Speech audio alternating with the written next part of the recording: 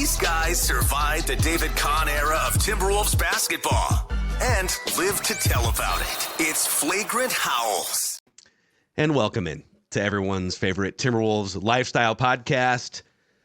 I've got at least 3 Wolves thoughts for you here today. It's a Phil's Wolves Thoughts edition of Flagrant Howls. Maybe even a 4th if you guys are lucky. There might be a 4th thought in there too. Wow. Okay.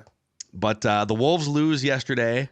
It's the 3rd time all year they've lost back-to-back games. And so I'm just going to throw thought number 1 at you and get your thoughts, Sports Dad. You've seen a lot of Timberwolves basketball in your lifetime. My first thought is I feel like people need to calm down with their Wolves PTSD. This is, again, the 3rd time that they've lost back-to-back games all year. They have bounced back. Like they've continued to remain number 1 in the Western Conference. But people wring their hands. And I'm not saying there's not things to like poke and prod from these losses. There totally are things. Yep. But there just seems to be a lot of like breathing into brown paper bags. Oh my God, what is this the end? Is it all going to come crumbling down now because they lost back-to-back games, including a game yesterday where they shot like 30%? So I don't know. I'm here to say let's all just chill for a second. We're this deep in the season. It's in March, and they just lost back-to-back games for only the 3rd time. I think they'll find a way to get back on track. So how about this? How about instead of hyperventilating about Wolves defeats, because this is a great time of year. We're down to 21 games left. Games have started to take on forms. Like you can start to see the playoff push, right? And like I firmly believe that in sports, you don't have to be fighting for a playoff spot to sort of take on a playoff form. Like you start to see things, and this doesn't just go for the Wolves. This goes for opponents too. You start to see things that you didn't see, let's say, back in December. But instead of just saying, oh my God, it's this, oh my God, they lost. See, this is the Wolves. This is the same old Wolves. I think what we can do is have rational conversations about what we see as the problems, which will bite them in the ass in the playoffs unless they're fixed. Because like those are things to be, and I guarantee you the Wolves are concerned about, right? Because this is a good team. These are not the same old Wolves. Do they have their problems? Absolutely. Could those problems lead to a playoff ouster? Yes. But this isn't a team, in my opinion, that I watch and say, oh, see, tonight they suck. Tonight they're no good. This is a team where, and this is very hard because it's the Wolves, this is the team where they are a playoff team. They definitely have what it takes to make a playoff run, but now you're looking at what needs to be sort of fixed here. So yes, hyperventilating, no. Slightly concerned or seeing things that you could be concerned about come springtime? Absolutely. But that's not a bad place to be. Right. I mean, I think, first of all, that game yesterday, you could say the game from a couple nights ago against the Kings. Okay, Anthony Edwards leaves halfway through. Now, De'Aaron Fox didn't play, so the Kings would say that on the other side. Sure. You know, the defense got weird and leaky, and they could have run a better play for Karl Anthony Towns maybe to win that game. Definitely things to poke at. But Anthony Edwards was thinking about having a child the entire first half and then left at halftime. So just kind of a weird circumstance. Last night or yesterday afternoon, this is what's crazy to me. First of all, it felt like a playoff atmosphere. You kind of alluded to that. Just back and forth, haymakers the entire second half. 2 good teams. Some of the league's brightest stars, Kawhi Leonard and Anthony Edwards. I mean, how many future Hall of Famers are just duking it out last night on the court? You know, at least a handful. But the Wolves have now played the Clippers 3 times, and this is one of the premier teams in the league. I mean, the Clippers are considered heavier favorites to win the championship than the Timberwolves in most sports books. I know they're 4th in the Western Conference, but I believe they have better odds in most sports books to win the championship. So they're right there in the thick of it as a title contender. And the Timberwolves have played them 3 times so far this year, and they've held the Clippers to an average of 98 points per game. They average 117 points per day. So the Wolves are holding the Clippers 20 points under their season average defensively. So I don't know. If they knock down a couple extra shots, they probably just win that game yesterday. And everyone's feeling great about this team, right? I've got a feeling your notes are going to include 4th quarter clutch time. So yeah, I think that's where, and that's not just a Clippers thing. that's a since Christmas thing that I think is worth discussing, because that will undo you in a playoff game. But yes, again, these are not the Wolves that we're used to. Just like, oh yeah, okay, yeah, no surprise, they suck. Yeah. Like, this team definitely should be held to a standard, but every single loss cannot be that the sky is falling. If you go into a tailspin, that can be a problem. But yeah, this is a very different conversation than Timberwolves fans have had in years and years, probably going back to the Western Conference final team with KG. Yeah, I think, I don't know. It's 3 games is a small sample size, but if yesterday and the 3 games against the Clippers are a litmus test for, hey, how would a series between these two teams play out? Well, first of all, most teams the Wolves are going to play in a playoff series, it's going to be a grind. There's a bunch of really, even the teams at the bottom of the bracket, it's teams like the Warriors and the Lakers with some of the greatest players of all time. So you're going to get into series where it's close in the fourth, it's back and forth, and there's haymakers, and it goes 6 games or 7 games. Oh yeah. But if defense is the main pillar for the Timberwolves, and we're using that as a gauge for these 3 games against the Clippers, again, they've held the Clippers under 100 points average in the 3 matchups. Yesterday, Paul George and James Harden were 5 for 26. Harden was 0 for 10. Yeah, Harden did a big shot. Because every shot had a Rudy Gobert hand or a Jaden McDaniels hand or a Karl Anthony Towns hand or somebody in their face. And so I guess that gets us to the second thought here, which is on the late game struggles. Dane Moore had this tweet yesterday. The Wolves have the worst clutch offensive rating in the NBA since Christmas. And my second thought here is, can we really blame being a young team? That's I saw so. that quote. Stephen A. Smith made that reference over the weekend too. Like, oh, they're a young team. Oh, not. And Kyle Anderson said about the late game offense, quote, "We're just getting it all out of the way right now. Playoffs were going to be great." He kind of said, laughing it off. Yep. We're still a young team. People forget we got a lot of young guys out there. Of course, we got to grow up and figure it out. I think we will. We'll just learn from our mistakes. But here's the hole in that logic. Rudy Gobert has 11 years of experience and a boatload of playoff games. Mm-hmm. Mike Conley has 17 years of experience. Mm-hmm. Kyle Anderson has 10 years of experience, boatload of playoff games. Mm-hmm. Karl Anthony Towns, I think we lump him into the young category. He's 28. He's been in the league for 9 years. Been to 3 playoffs, right?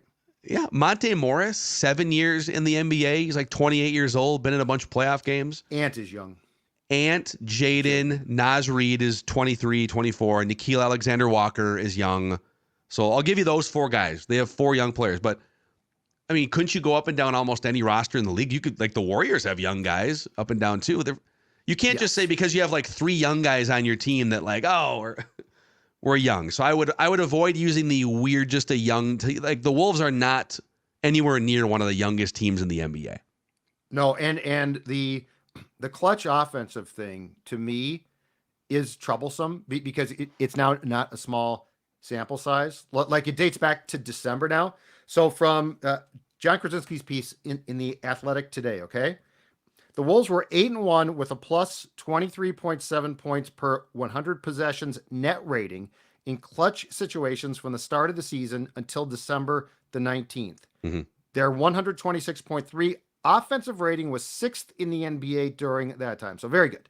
Since then, the Wolves are 7-11 in clutch games with an offensive rating of 94.6, which is last in the league, and a net rating of minus 23.8, which is 25th. It's really bad. Yeah. That's really bad. And it's not, it's not just like since February 28th thing. So like, that's where I do think that it's becoming crystal clear that some things need to be cleaned up. And this is sort of a blessing in disguise because you're getting this before the playoffs. Like, it's not derailing you. You're still going to be a top 3 seed. So it's not like, oh my God, they're falling apart and it's done. I think these are things that good teams look at and say, how do we fix this? Like, this is a troublesome because it's funny. the Memphis and Sacramento games, the Wolves got off to terrible starts. I think against the Grizzlies, they were down 14-0. Against Sacramento, it was like 16-4 or something. And then yesterday, they got off to an unbelievable start and were blowing the Clippers' drawers off. Yeah. But the commonality is they lost all three. Why do you lose? You lose largely because in those last two games, your late game play was not near what it has to be. Yeah, and in fairness to the Young thing, I think if I could rephrase Kyle Anderson's quote here, so I'll read it to you the way he said it, then I'll rephrase it. So he says, "We're still a young team. People forget we have a lot of young guys out there. Of course, we've got to grow up and figure it out. I think we will just learn from our mistakes." I think what is more correct is the guy that is the highest usage player at the end of the games is really young. And then people forget we have a really young guy that we're leaning on at the end of these games. That's probably it. I mean, Anthony Edwards has figured out how to be a top 10 scorer overall in the NBA, and he's figured out how to take that leap, and he is one of the future faces of the league. But he hasn't fully figured out exactly how to unlock himself and the team in some of these situations. Right. And like the Clippers are a very switchy defense. If I'm going to get in the weeds here with you real quick. Football. And sometimes that throws the Timberwolves off too, where, okay, they're switching everything. And now there's a smaller guy guarding Cat, which actually is a problem for him at times. Like, how do they beat some of these switchier defenses? But they've got enough talented, smart people on the court. And like, ironically, the opposite of what Kyle Anderson's saying, they've got enough experienced veterans on this team that they should be able to unlock this. Right. Like the fact that they've got Conley, 17 years. Cat, dude, you've been in the league for 9 years. You're not a young guy anymore. All right, let's go to school. Let's go watch some film and figure this thing out. Kyle Anderson, 10 years. I mean, Monte Morris just got here, but they've got enough experience to unlock this and figure it out. And I think I'd be a little more nervous if Anthony Edwards was like super aloof and just went against the grain all the time. But Anthony Edwards seems determined at every corner of his career to unlock the sticking point. So I do think they're going to turn this around. But it's a bad look, man. Like you just read the stats since Christmas.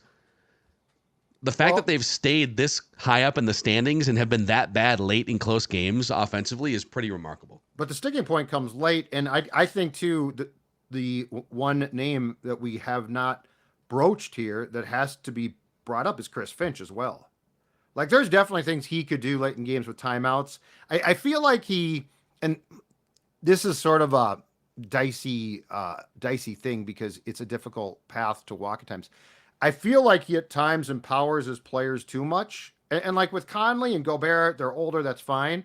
But, you know, like with Ant, the confusion yesterday, where he gets a at the end 2-point dunk at the end with 3 seconds left, which is useless. With which Finch had told him take the three of time, and the Ant sort of lost track of things. That comes back to your point about when that happens, that's sort of not having the feel yet for the actual game itself, and that's where you need help. That play, I put that on Ant because Finch told those guys, hey, we have a timeout left, so we could. There's 13 seconds left. We're down by 3. We definitely need a 3, but if it's not there, if the lane is open, you could score a 2. We could foul, call timeout, advance the ball. But there were 3 seconds. But Anthony Edwards waited too long, or they just, But that's your point about the feel for the game. Like that's with 5 seconds, I think. And by the way, like credit to the Clippers too, because a lot of teams just inbound it and take the foul. The Clippers played hot potato brilliantly at the end of that game, which is to be expected. Kawhi just boom, throw the ball up in the air, throw it up in the air again, tip it out of bounds. Yep, get out. Yep, and the clock runs out. So I don't know. It is their biggest problem. Late game, close, clutch offense. What I would really like to see too is this. Like if there's one area where Ant can develop between now and the playoffs, it's this one too. It needs to be, especially in the playoffs. Look, dude, you're great and you should take huge shots. I get that. But it needs to be more than you and Cat at times, or just Gobert inside. Like Jaden McDaniels can shoot. I think the Sacramento game was testament to this. If you get Jaden involved and confident, he is a plus player. But when he's sort of just standing out there on the perimeter like this, And look, he doesn't have the cachet to say, give me the damn basketball, right? Morris got hot in the game yesterday, but gets only X amount of shots. And I'm not saying that these guys should be shooting right and left here, but I think the feel of like what Ant could have of when to involve guys could be the difference between a playoff win and playoff loss. Well, yeah, I mean, yesterday is a great example too of like the defense that they've played on the Clippers. I think it's small sample size. It's only 3 games, but I feel like this Wolves team matches up really well defensively with the Clippers. The Clippers have a bunch of dudes that they love to go one-on-one and get their, contested shots off. Like the Wolves have lengthy athletic dudes that can make those shots even harder. Yep. But on the other side, I think the Wolves just missed a lot of wide open looks. I mean, I think Cat missed his last 10 shots in that game. He got off to a great start and then got cold. Yep. Then went cold. The Wolves shot, and this happened, I was at the game last week. They were, it was the ugly win over, who was it? It was Grizzlies? Was it the Grizzlies? It was the back-to-back. They played a really ugly game, and they won at home.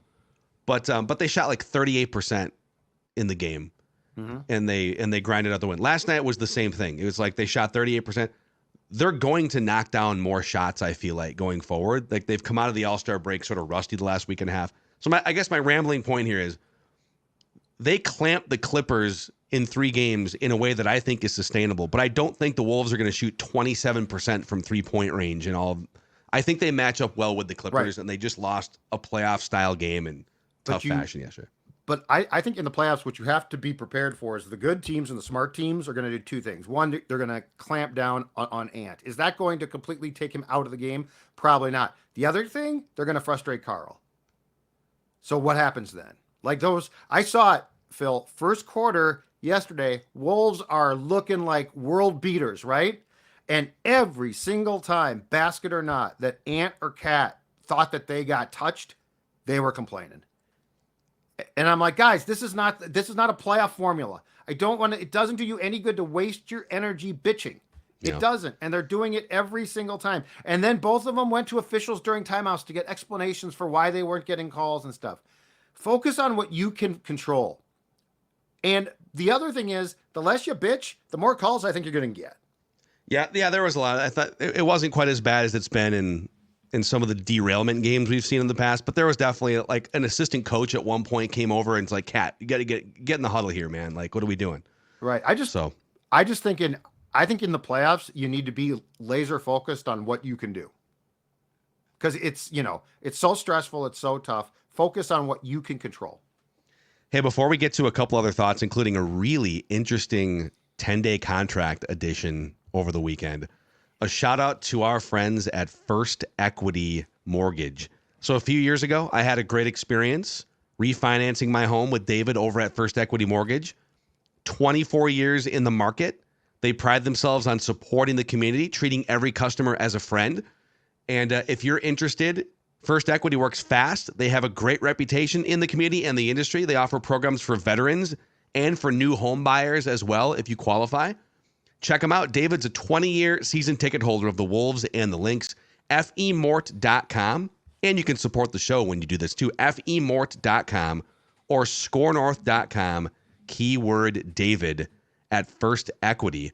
Also, Nicolay Law. Welcome on board, Nicolay Law, here to the SKOR North family of podcasts. Love having him. The real Nicolay. The real Nicolay. That's right. You may have seen a billboard or two around town. It's very possible. Great beard. I'm jealous of the beard. He's got, you know what he's got? He's sort of got a Dallas Keuchel beard. He does. He's got the Dallas Keuchel look. He does have kind of a Dallas Keuchel look. I agree with you. And Nicolay Law knows that when you or a loved one gets injured, ordinary life can come to a stop. Things can get complicated. During that time, insurance companies are likely to pressure you. They don't care if you get better or not. They just want to poke and prod you. But Nicolay Law cares. They have seen every play that the insurance companies have to offer, and they'll go the whole way to make sure you get the compensation you deserve after an accident. Start your path to winning at nicolaylaw.com or give them a call at 1-855-NICOLAY. Okay, Judd, here's thought number 3 for you. Mm-hmm.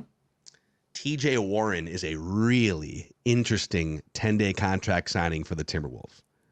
So he may be vaguely familiar to casual basketball fans, but 2020, when the NBA paused for like 4 or 5 months during the pandemic, they came back and they played the end of the regular season in the bubble, and then they played the playoffs in the bubble.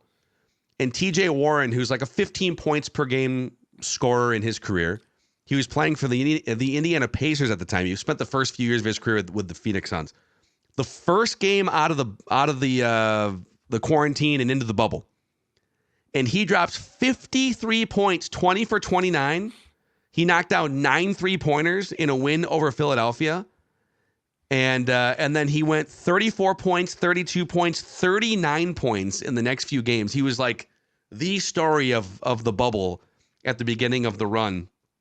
And then Indiana went on to, I think it's swept by Miami in the playoffs that year. But he had a great run toward the end. Comes back the next, so it was like, wow, this former first-round pick, he's breaking out. He's 25, I think, at the time. Right. And then the fourth game into the season, the next year, he suffers a stress fracture in his left foot, misses the entire rest of the season and the entire season after that with the foot injury. And he came back last year with the Suns and the Nets. He was just not quite the same player. But he's a 6'8" wing, 220 pounds, former first-round pick. He's 30 years old. He's a 15 points per game scorer. He's had 3 different seasons where he shot over 40% from three-point range. And he said in an interview recently, I'm getting this from Canis Hoopus, that he's now 100%. He's ready to rock and roll, but he didn't catch on with a team yet. So it's this sort of what-if story. This guy was one of the premier players in the bubble 4 years ago, suffers the stress fracture, and he spent the last few years trying to get right. And the Wolves just signed him to a 10-day contract to see if there's any gas left in the tank. So super interesting. If he can get back to being even like 80% of the player that he was, right? Whew, we'll see. So can he go play for the team in Des Moines, the Iowa team, or it's a good question. What's the ability to sort of get him playing minutes? I don't know how that works. If you get a ramp-up stint, or if it's a 10-day I think it's a 10-day contract that he just has to play here. He's got to play here and okay, see what you can do. He's kind of an old school profile player in that a lot of his offensive damage comes from the mid-range. He's like a 48% mid-range shooter who can also knock down threes in different spots, but his three-point shooting has been kind of spotty since the foot injury. But I mean, this dude was a real legit like starting wing player for Phoenix and for the Pacers for a few years. So we'll see. Question for you. Does the data show that the mid-range jumper is back more than it was about 3 or 4 years ago? It's a good question. I don't know. I feel like I see more of them now than I definitely did in the Rockets, Mike D'Antoni glory days. Yeah, I think, and I'd have to go look and see like the league-wide numbers compared to maybe 8 or 10 years ago, which I can pull that up quick, but it does feel like we went way too far in the direction of, like the Rockets did it more than anyone. The Rockets basically said under Mike D'Antoni and the front office, no one shoots unless it's a layup or a three-pointer. Right. And that opens yourself up to the variance that they saw in that playoff game where they missed 27 consecutive threes. It's like, can someone just like get to the free throw line? That's what that game was like. I was like, why don't they just make a shot and then go back to the three? And they wouldn't do it. Yeah. But it is like there's certain guys, and Anthony Edwards is becoming one of them, where he's a really high percentage mid-range shooter. Yeah, Kevin Durant has always been this. Chris Paul's been this. Devin Booker and TJ Warren also, where if you've got an open look from 17 feet, it's absolutely an efficient shot because you make it at a certain rate. Now, if you only knock down like 35% on mid-range, sure, you probably shouldn't be shooting that shot.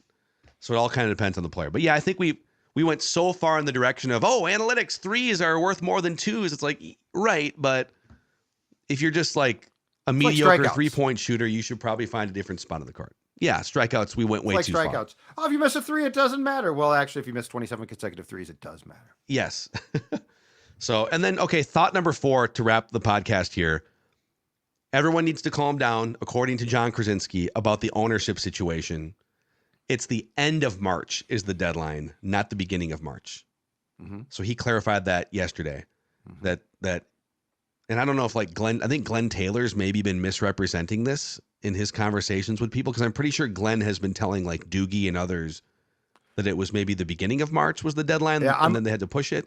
I read this from Johnny yesterday. I'm wondering if there are different sides of the stories. But a deadline should be in writing somewhere, I'm just saying, right? It should be, but we haven't seen it. I'm just saying, I wonder if there is aside from the A-Rod Laurie group being like, oh, it's fine, and Glenn's like, it's sort of wonky, and so it feels like maybe Glenn doesn't fully immerse himself in what's happening all the time. I mean, he didn't even really know who Tim Connolly was until. No, that's true. That's true. Basketball wise, that's true. You know what? I'm going to put the jury out on this whole thing. I'm not sure what to make of this yet. They can't possibly be having a hard time finding the funding for this, though. Oh, right? I'm not saying it won't work. I'm just saying the jury's out to me on like how this is all going to go eventually. I just don't know yet. I think they're going to finish the purchase. Like, they're getting this team at like a $500 million discount. I agree with you. I think it's going to go through. What I'm saying is like long term of how it's going to look and how it's going to play out and who's going to do what. I'm curious about. Yes, I agree. The purchase gets done. They'll find investors. I'm always leery of ownership that comes in until you've seen a little bit more once they gain full control. But I'm hoping. You're skeptical of A-Rod and Laurie. Yeah, I'm skeptical of everyone who buys a team. I was skeptical of the Wilfs at first. Like you just don't know. Do you think they're going to try? Do you think they're going to try and move the Wolves? Is that what you're skeptical of? I don't think so at this point. But I mean, here's the thing: the building will be a huge thing. Like they are going to, and I don't blame them on this. They are going to demand a new building. I'm sure that they will invest their own funds to a certain degree, but they're definitely going to ask for state help, city help, county help. Target Center is just not sustainable. I mean, and I don't do a lot of reporting on this show, but from what I have been told, they understand or have been coached up on how impossible it is to get funding for a new arena, most likely, because look at the battle that we went through for 10 years with the Twins. The Vikings went through this battle. Everyone got one, yeah.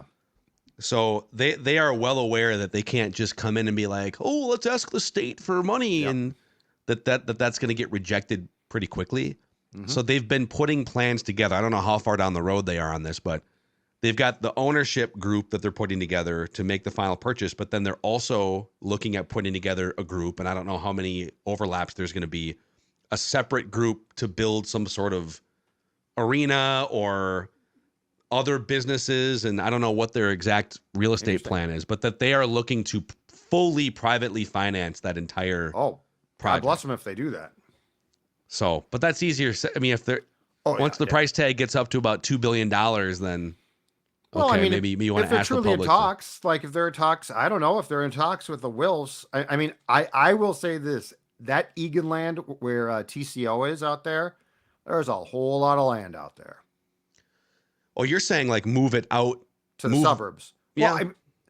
Well, I think keeping it downtown would be, I would hate if that team moved out of downtown. But. I think a lot of people would, but I will always go back to this. The Twins and Wolves get no parking. If you own a building, a state-of-the-art building in the suburbs with parking, you get to make all the parking money. You get all the parking money. Yeah, no, it's possible. I mean, there's been didn't the Bulls moved out 30 years ago? They moved out further with the United Center, right? I mean, no, that's just across the street. Okay, so they stayed. They stayed.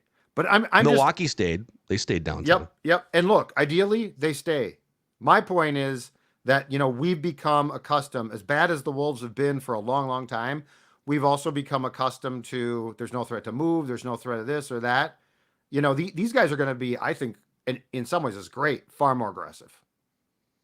It'll be interesting to see. But they have to complete the purchase. They got to complete the purchase first. Yep. And apparently they have until the end of March to do so. All right. right. I agree with you, though. I think it gets done. That's a wrap on Flagrant Howls here with Sports Dad, OG Wolves watcher going back to the late 1980s. Oh, wait.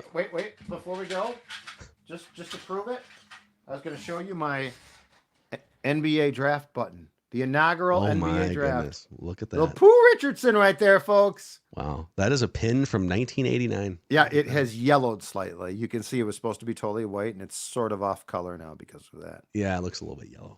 It's gross. Wolves in the Metrodome. See, it's pins like that that make this a Timberwolves lifestyle podcast. See you Amen. guys.